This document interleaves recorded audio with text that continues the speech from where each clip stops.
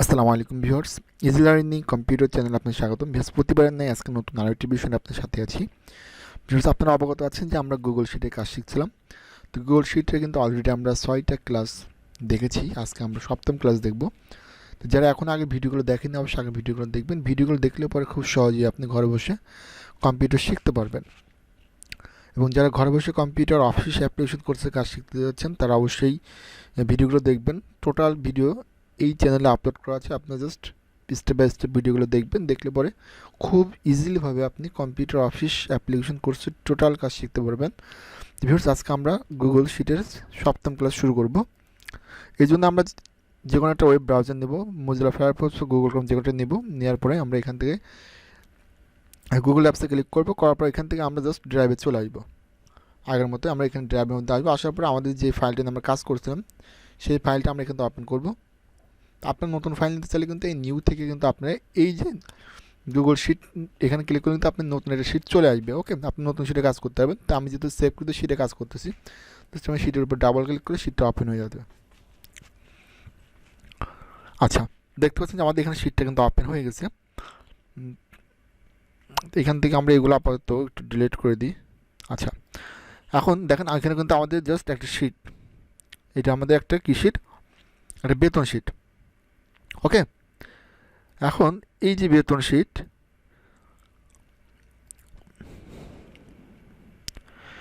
এখানে আমরা file, edit, view এই 3টে মেনুবার কাজ কিন্তু শিখেছি। আজকে আমরা দেখবো ইনসার্ট মেনুবার কাজ। দেখবেন যে ইনসার্ট মেনুবার মধ্যে কিন্তু বেশ কিছু কাজ দেওয়া আছে। তো আপনি একটু ভিডিওটি মনোযোগ সহকারে দেখবেন, এই কাজগুলো খুব ইজিলিভাবে কিন্তু শিখতে পারবেন। তো দেখেন আমাদের প্রথমত এখানে আছে হচ্ছে সেলস। আসলে সেলসটা কি, দেখেন এখানে সেলসে ক্লিক করবে। এখানে দুটো অপশন দিচ্ছে, insert cells and shift right, insert cells and shift down. একটা বিষয় লক্ষ্য করবেন, দেখেন আমার কিন্তু এই ঘরের মধ্যে 3850 আছে, বাট এই ঘরের মধ্যে দিয়েছে কত, 1980। তো যখন আমি এই সেলস আসার পরে ইনসার্ট সেলস শিফট রাইট করবো, যখন ক্লিক করবো তখন দেখবেন যে আমার এই ঘরে যে সংখ্যাটা ছিল সংখ্যাটা কিন্তু ডান পাশে চলে আসছে। এবং এই দিকটা আমি যদি দেখার চেষ্টা করি, দেখেন এইদিকে কিন্তু আমাদের ফলাফলটা কিন্তু এদিকে এক ঘর করে বেরিয়ে চলে আসছে। সিস্টেমটা বুঝছেন? তো কেউ ভুল করে কিন্তু এই কাজটা করবেন না। এই কাজটা করলে কিন্তু আপনার টোটাল কাজটা কিন্তু এলোমেলো হয়ে যাবে। তো আমরা কন্ট্রোল জেড দিয়ে এটা আবার আগে অবস্থায় ফ্যানে আসলাম। আচ্ছা, এরপরে ইনসার্টে আসবেন। আসার পরে এখানে দেখবেন যে লেখা আছে insert cells and shift down. এটা আমরা করতে চাইলে কী করবো, আমরা জাস্ট এর উপর ডাবল ক্লিক করবো। দেখেন আমি এই ঘরের মধ্যে আছি, কত আছে, 1395। তা আমি এখন যদি এখান থেকে জাস্ট এটি ক্লিক করলাম, দেখতে পাচ্ছেন যে আমার কিন্তু এইটাও সেমভাবে নিচের দিকে নেমে আসছে। অর্থাৎ আমি রাইট করে ডান দিকে চলে যাবে এবং ডাউন করে নিচের দিকে এটা কিন্তু নেমে চলে আসবে। এটাও কন্ট্রোল জেড দিয়ে আমি আগের অবস্থায় ফিরিয়ে নিয়ে আসলাম। এরপর আমাদের এখানে আছে রো, ইনসার্ট রো অ্যাভোভ এবং ইনসার্ট রো বিলো। মানে আমি এই ঘরের মধ্যে আছি, আমি যদি ইনসার্ট রো অ্যাভোভ করি তাহলে দেখবেন যে আমার উপর দিকে একটা রো বৃদ্ধি হয়ে গেছে। সেমভাবে যদি আমি এখানে এখানে কার্সর রাখার ইনসার্টে আসি, এরপরে ইনসার্ট রো বিলো করে দেবেন, নিচের দিকে একটা রো আমাদের বৃদ্ধি হয়ে গেছে। এরপরে এখানে আমাদের ইনসার্টে আসেন এবং কলাম দেওয়া আছে, insert column to the left, মানে বাম পাশে একটা কলাম বাড়বে। এরপরে রাইট করে ডান পাশে একটা কলাম বাড়বে। ওকে, আচ্ছা, এরপরে আপনি এদিকে আসেন। আসার পরে দেখতে পাবেন এখানে শিট লেখা আছে। তো আমরা যদি এই শিটে ক্লিক করি, শিফট F1 এটা ক্লিক করলে পরে কী হচ্ছে, আমাদের নতুন আরেকটা শিট তৈরি হয়ে গেছে, শিট 1, এটা হচ্ছে শিট 2। ওকে, তো আমরা শিট 1-এ আসলাম। আচ্ছা, এখন আমি চাচ্ছি যে এখানে যে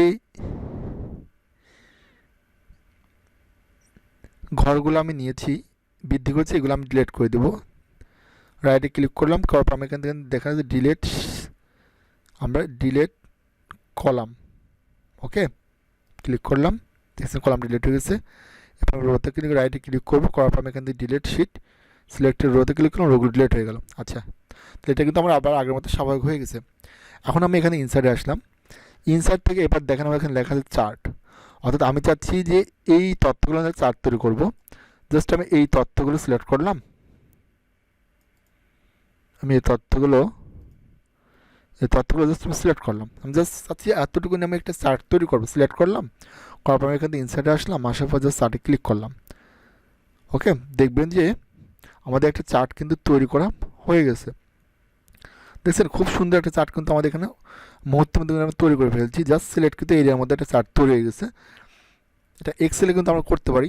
এখন আপনি এখান থেকে স্ট্যান্ডার্ড দেখেন, এখান থেকে আপনি কিন্তু নন স্ট্যান্ডার্ড 100% এখানে করতে পারবেন। এবং এখান থেকে চার্ট স্টাইল দেওয়া আছে, আপনি কোন স্টাইলে চার্ট নিতে যাচ্ছেন। যদি আমি এখানে এইটার উপরে ক্লিক করি তাহলে চার্টটা এরকমভাবে হয়ে গেছে। আমি যদি এখান থেকে এইটার উপর ক্লিক করে তাহলে দেখবেন চার্টটা এরকম হয়ে গেছে। অর্থাৎ আপনি এখানে চার্টের স্টাইল যেভাবে খুশি সেভাবে কিন্তু করতে পারবেন। আচ্ছা, তো আমি চাচ্ছি চার্টটা আমি এখন রাখবো না, এই জন্য জাস্ট যেটা করবো আমি ডিলেট চার্টে ক্লিক করলাম, তারপর চার্টটা এখান থেকে ডিলেট হয়ে গেল। আচ্ছা, এরপরে এখানে আমাদের আছে হচ্ছে পিভট টেবিল। পিভট টেবিলের কাজটা একটু সময়ের ব্যাপার, আমি পরবর্তীতে পিভট টেবিল না আপনাদেরকে ইনশাল্লাহ একটা ক্লাস দেবো। এরপর এখানে ইমেজ আছে। ইমেজ কি আমি চাচ্ছি যে আমি insert and image in cell, আমি চাচ্ছি এই ঘরের মধ্যে একটা ছবি নাইবেন, কার্সর রাখলাম, আমি এখান থেকে ইমেজ আসলাম, আমি ইমেজ সেল ক্লিক করলাম। এখন দেখেন এখানে আমাদের ব্রাউজ অপশন দিয়েছে, আপনি এখানে ব্রাউজ করতে পারেন। ব্রাউজ করার পরে আপনি সাপোজ আমি এই ছবিটাকে নিব, সিলেক্ট করলাম, ওপেন করলাম, দেখেন আমাদের ছবিটা কিন্তু এখানে চলে আসবে। এই দেখেন এই ছোট্ট টাকার কিন্তু আমাদের এখানে ছবিটা কিন্তু এখানে আপলোড হয়ে গেছে, দেখছেন। আমি এখান থেকে কিন্তু ছবিগুলো প্রত্যেকটি ঘরে কিন্তু নিতে পারছি। তো এরকমভাবে কিন্তু আপনি এই ঘরগুলোর মধ্যে কিন্তু ছবি কিন্তু নিতে পারবেন। কিসের সাহায্যে? এই ইনসার্ট ইমেজের মাধ্যমে। ওকে, এবার ইনসার্ট অ্যান্ড ইমেজ দেখেন এখানে আরেকটা অপশন দেওয়া আছে, insert and image over the cells, অর্থাৎ এর উপরে ঘরগুলোতে অটোমেটিকলি চলে আসবে। আচ্ছা, এরপর এখানে আছে আমাদের ড্রয়িং। এই ড্রয়িংয়ের কাজটাকে আমি এখান থেকে ইনসার্টে আসলাম, আসার পরে ড্রয়িং ক্লিক করলাম। আচ্ছা, ড্রয়িং ক্লিক করার পরে দেখেন এখানে কিন্তু আমাদের একটা ড্রয়িং পেজ দিয়ে দিয়েছে। আমি এখান থেকে এই লাইনের উপর ক্লিক করে আমি নিজের মতো করে আমি একটা ড্রয়িং শিট বানাচ্ছি। ওকে, এখন যদি আমি এখান থেকে জাস্ট সেভ অ্যান্ড ক্লোজে ক্লিক করে দেখবেন যে এই কাজটা কিন্তু আমার এখানে চলে আসছে। এখন যদি আপনি এইটা আবার রাখতে না চান তাহলে কী করবেন? জাস্ট এইটাগুলোকে সিলেক্ট করবেন। সিলেক্ট করার পরে আপনি ডিলিট বাটন প্রেস করেন, তাহলে দেখবেন যে আচ্ছা এটা আমরা যেহেতু ডিলিটে ক্লিক করেন ডিলিট হয়ে যাবে। আচ্ছা, এরপরে এখানে আমাদের আছে হচ্ছে ফাংশন। এখানে কিন্তু বেশ কিছু ফাংশন দেওয়া আছে। আমরা এখানে সাম ফাংশনের কাজ শিখেছি, অ্যাভারেজ, কাউন্ট, ম্যাক্স, মিন। অর্থাৎ যারা এক্সেলে কাজ পান তারা গুগল শিটের কাজটা আর ইজিলিভাবে করতে পারবেন। তো দেখেন এখানে কিন্তু আমাদের বেশ কিছু ফাংশন দেওয়া আছে। তা আপনারা যখন যেই বিষয়টা যেই টাইপের কাজ করবেন তখন এখান থেকে যেই সেই ফাংশন এখানে কাজ করতে পারবেন। তো আমরা নর্মালি অফিসে হিসাব নিকাশের জন্য আমরা সাম, অ্যাভারেজ, কাউন্ট, ম্যাক্স, মিন এইগুলো নর্মালি বেশি ইউজ করে থাকি। আর যারা হচ্ছে ফিনান্সিয়াল কোনো কাজ করতেন তখন কিন্তু এখান থেকে আপনাদের দেখবেন যে এখানে ফিনান্সিয়াল বেশ কিছু অপশন দেওয়া আছে। তো আপনি যখন যেই টাইপের প্রয়োজন তখন সেই টাইপটা এখানে ইউজ করতে পারবেন। আচ্ছা, এরপরে এখানে আমাদের আছে হচ্ছে লিঙ্ক। আপনি চাইলে এখানে লিঙ্ক তৈরি করতে পারবেন। আমি এখানে কার্সারটা রাখলাম, এই আলামিনে ঘর কার্সারটা রাখার পরে আমি এখান থেকে ইনসাইড আসলাম, জাস্ট লিঙ্কে ক্লিক করলাম। এখন দেখেন এখানে আমাদের লিঙ্ক তৈরি অপশন দিয়ে দিচ্ছে। তো আমি যাচ্ছি নিউ আইডি ফর দ্য মে, এখানে ক্লিক করে আমি এটাকে লিঙ্কে অ্যাড করে নিলাম। আচ্ছা, এখন আমি এখান থেকে বাইরে ক্লিক করলাম। এখন দেখেন আমি যখন এর উপর ক্লিক করবো তখন এখানে আমি দেখাচ্ছি যে আমি এই শিটটি ওপেন করবো কিনা। তো জাস্ট আমি শিটের উপর ক্লিক করলাম, দেখবেন যে আমার আর একটা সাইডে কিন্তু এই শিটটা কিন্তু ওপেন হয়ে গেছে। দেখছেন কতটা ইজিভাবে আমরা এই জিনিসটা করতে পারবো। আচ্ছা, এরপর আমরা আবার এখানে চলে আসলাম, আসার পর আমি চাচ্ছি এইটা আমরা রাখবো না, সেই জন্য আমরা মাউসের রাইটে ক্লিক করব। আচ্ছা, ক্লিক করার পরে আপনি চাইলে পরে এখান থেকে এটাকে ডিলিট করে দিতে পারেন। তো আমি জাস্ট কিবোর্ড থেকে কন্ট্রোল জেড দিয়ে এটাকে আবার আগে অবস্থায় ফিরে এনে দিচ্ছি, কন্ট্রোল জেড। এইটা কিন্তু আমাদের হাইপার লিঙ্কটা কিন্তু এখান থেকে উঠে গেছে। আচ্ছা, এরপরে এখানে আমরা আবার আসবো, আসার পরে এখানে দেখেন রাখা আছে ট্র্যাক বক্স। আচ্ছা, ট্র্যাক বক্স খুবই গুরুত্বপূর্ণ একটা বিষয়। দেখবেন আমরা এটি সিলেক্ট করলাম, সিলেক্ট করার পর আমি চাচ্ছি আমাদের চেক বক্স মানে আমরা টিক মার্ক দিয়ে রাখতে পারবো। ক্লিক করলাম, ট্র্যাক বক্সে ক্লিক করলাম, দেখেন এখানে আমার ট্র্যাক বক্স চলে আসছে। এটা কখন লাগে?